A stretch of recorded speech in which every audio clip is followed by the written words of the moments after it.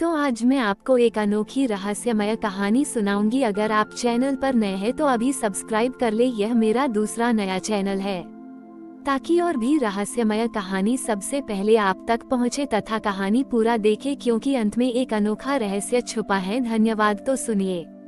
भारत के एक शांत गांव में, जहां हरे भरे खेत और बारिश से धुले पेड़ फैले हुए थे, राधा नाम की एक बूढ़ी महिला रहती थी। राधा का जीवन एकाकी था। उसके बच्चे बड़े होकर शहर चले गए थे और अब वो अपने छोटे से घर में अकेली रहती थी। सावन का महीना उसके लिए हमेशा मिला जुला भाव लेकर आता था। एक ओर तो उसे बारिश की खुशबू और हरियाली पसंद थी, लेकिन दूसरी ओर गांव में जब सब लोग मिलकर सावन का उत्सव मनाते थे तो उसे अपनी अकेलीपन और भी ज्यादा महसूस होता था। गांव में सावन के गीत गूंज रहे थे, बच्चे बारिश में नाच रहे थे और महिलाएं झूले झूल रही थीं। हर जगह उल्लास का माहौल था, लेकिन राधा अपने घर के एक कोने में उदास बैठी रहती थी। उसे लगता था कि वह इस खुशी में शामिल नहीं हो सकती। उसके मन में एक खालीपन था। एक प्रश्न था, क्या सावन की खुशी केवल उन लोगों के लिए है जिनके पास परिवार और दोस्त हैं? क्या मैं कभी सावन का सच्चा आनंद महसूस कर पाऊंगी जब मैं अकेली हूँ? उसे लगता था कि सावन का सच्चा अर्थ उसके लिए खो गया है। वो अक्सर अपने आंगन में लगे पेड़ों को देखती, जो बारिश की बूंदों से चमक रहे थे, लेकिन उसे उनमें कोई सुंदरता नहीं दिखती थी। उसे लगता था कि उसका हृदय इतना भारी है कि वो सावन की पवित्रता को महसूस नहीं कर पा रही है। एक दिन गांव के बच्चे बारिश में खेल रहे थे और सावन के गीत गा रहे थे। वे एक दूसरे पर फूल फेंक रहे थे और खुशी से झूम रहे थे। खेलते खेलते बच्चों में से एक ने एक सुंदर खिला हुआ फूल राधा के आंगन में फेंक दिया। फूल राधा के बिल्कुल पास गिरा, जहां वह उदास बैठी थी। राधा ने उस फूल को देखा। वो एक साधारण जंगली फूल था, लेकिन बारिश की बूंदों से चमक रहा था और उसकी खुशबू इतनी ताज़ी थी कि राधा ने उसे उठाया। उसने फूल को अपने हाथ में लिया और उसे अपनी नाक के पास ले गई। फूल की खुशबू ने उसके भीतर कुछ जगा दिया। उसे लगा कि यह फूल केवल एक फूल नहीं, बल्कि सावन का एक छोटा सा आदेश था। राधा ने फूल को अपने हाथ में लिया और उसे निहारती रही। उसे लगा कि इस फूल में सावन की सारी खुशी समाई हुई है। उसने धीरे से उस फूल को अपने घर के छोटे से मंदिर में भगवान जगन्नाथ की तस्वीर के सामने रख दिया। उसने अपनी आंखें बंद की और एक पुराना सावन का गीत गुनगुनाने लगी, जो उसने अपनी माँ से सीखा था। उसकी आवाज धीमी और कांपती हुई थी, लेकिन उसमें एक ऐसी भावना थी जो उसके हृदय से निकल रही थी। गांव के बच्चे जो अभी भी बाहर खेल रहे थे, उन्होंने राधा की आवाज सुनी। वे हैरान हुए, क्योंकि उन्होंने कभी राधा को गाते हुए नहीं सुना था। वे धीरे से राधा के आंगन के पास आए और उसे गाते हुए सुनने लगे। राधा को पता नहीं था कि कोई उसे सुन रहा है। वो बस अपने गीत में खोई हुई थी और उसे लगा कि सावन की सारी खुशी उसके भीतर समा गई है। जब राधा का गीत समाप्त हुआ तो बच्चों ने तालियां बजाईं। राधा ने अपनी आंखें खोली और बच्चों को देखकर हैरान रह गई। वह थोड़ी शर्मिंदा हुई, लेकिन बच्चों के चेहरों पर खुशी और प्रशंसा देखकर उसे अच्छा लगा। एक छोटी बच्ची राधा के पास आई और बोली, दादी माँ, आपने कितना सुंदर गीत गाया। क्या आप हमें और गीत सिखाएंगी? राधा मुस्कुराई। उसने बच्चों को अपने पास बुलाया और उन्हें सावन के गीत सिखाना शुरू किया। बच्चे रोज राधा के आंगन में आते, बारिश में खेलते और उससे सावन के गीत सीखते। राधा का आंगन अब केवल एक खाली जगह नहीं, बल्कि खुशी और संगीत का केंद्र बन गया था। राधा ने हर बारिश की बूंद में, हर हरे पत्ते में, हर फूल में सावन की खुशी महसूस करना शुरू कर दिया। उसे लगा कि सावन अब केवल एक महीना नहीं, बल्कि एक जीवित अनुभव था जो उसके हृदय को भर रहा था।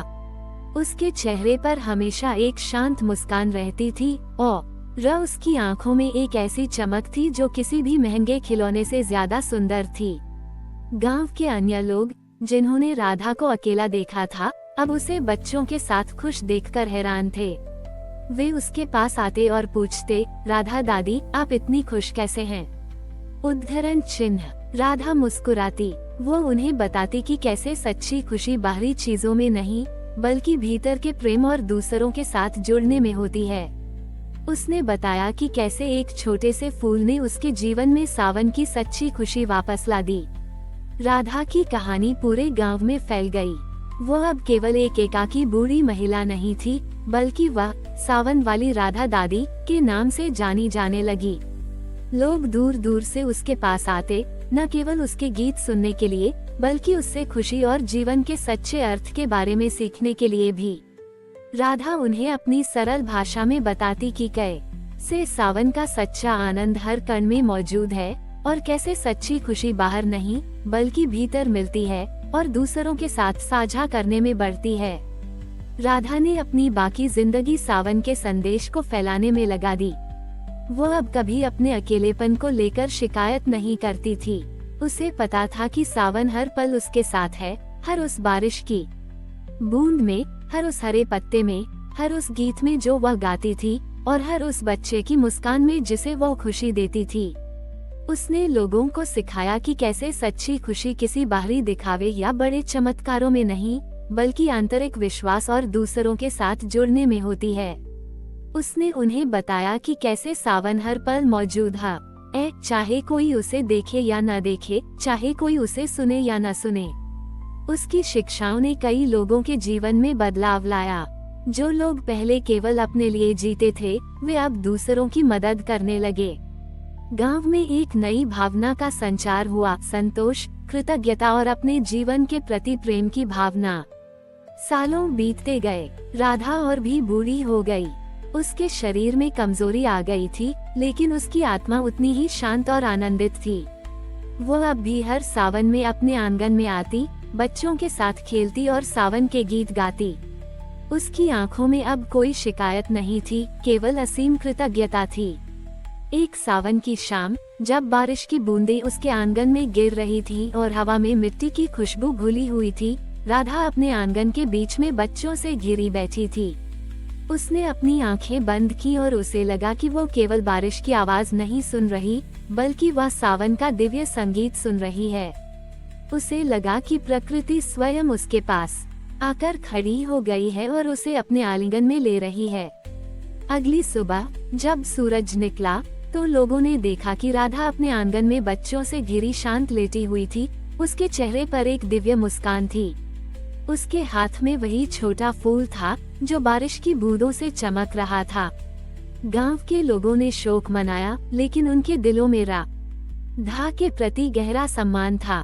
उन्हें पता था कि राधा ने उन्हें न केवल सावन का आनंद लेना सिखाया था, बल्कि जीवन का सच्चा अर्थ भी सिखाया था। आज भी जब गांव में कोई बच्चा सावन में बारिश में नाचता है, तो उसे राधा की कहानी सुनाई जाती है। लोग कहते हैं कि सावन की सच्ची खुशी बाहर नहीं बल्कि भीतर मिलती है और बड़े अवसरों के साथ साझा करने में बढ़ती है, और प्रकृति का प्रेम हर उस व्यक्ति के साथ है जो धैर्य और श्रद्धा के साथ अपने कर्म करता है। और राधा का जीवन हमेशा के लिए गांव की आत्मा में समा गया, ये सिखाते हुए कि सच्चा आनंद तब आता है जब हृदय में विश्वास का बीज बोया जाता है और उसे दूसरों के साथ साझा किया जाता है। हमारी और भी आध्यात्मिक एवं अनोखी कहानियाँ देखने के लिए हमारे चैनल पर जाएं तथा धार्मिक एवं पौराणिक अनोखी कहानियाँ हमारे चैनल पर है। कृपया जाके देखें तथा हमारे चैनल को सब्सक्राइब करके रखें और वीडियो लाइक जरूर करें। धन्यवाद।